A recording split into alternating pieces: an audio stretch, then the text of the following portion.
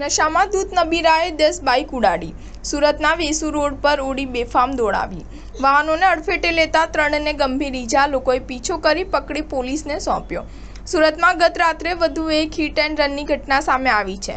Vesu canal road પર બેફામ ગતિએ ઉડીને દોડાવી રહેલા નશામાં ધૂત નબીરાએ 10 જેટલા વાહન ચાલકોને ઉડાડ્યા હતા, જેમાં ગંભીર રીતે ઘવાયેલા 3 વાહન ચાલકને 108 દ્વારા હોસ્પિટલમાં ખસેડવામાં આવ્યા હતા. આ ઘટનામાં સદનસીબે કોઈને જાનહાનિ પહોંચી નથી. જોકે લોકોએ પીછો કરીને નબીરાને પકડી પોલીસને સોંપ્યો હતો. ગત મોડી રાત્રે વેસુ કેનાલ રોડ પર જીડી ગોયંકા સ્કૂલ નજીક બેફામ ગતિએ દોડી આવેલી ઓડી કારે રોડની કિનારે ઊભેલી 8 થી 10 બાઇકને અડફેટે લીધી હતી, જેથી બાઇક સવાર અને આસપાસના ઊભા રહેલા લોકોને ગંભીર ઈજાઓ પહોંચી હતી. જોકે તેમ છતાંય નશામાં ધૂત ઓડી ચાલકે લોકોથી બચવા માટે ગાડી વધુ ગતિએ હંકારી હતી અને ભાગી ગયો હતો.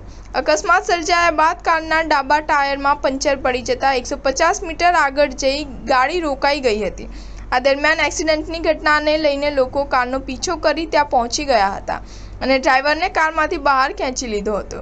ઘટનામાં ઘવાયેલા 3 લોકોને સ્થાનિકોએ 108 એમ્બ્યુલન્સને બોલાવી હોસ્પિટલમાં સારવાર માટે મોકલી આપ્યા હતા. ઘટના અંગે પોલીસને જાણ થતાં થોડીવારમાં પીસીઆર વાન પણ પહોંચી ગઈ હતી અને કાર ચાલક રિકેશ ચંદનમલ ભાટિયાને પોલીસ સ્ટેશને લઈ ગઈ હતી. વધુમાં જાણવા મળેલી માહિતી મુજબ કાર ચાલકની પોલીસે ધરપકડ કરી હતી, ત્યારે તે નશામાં ધૂત હતો.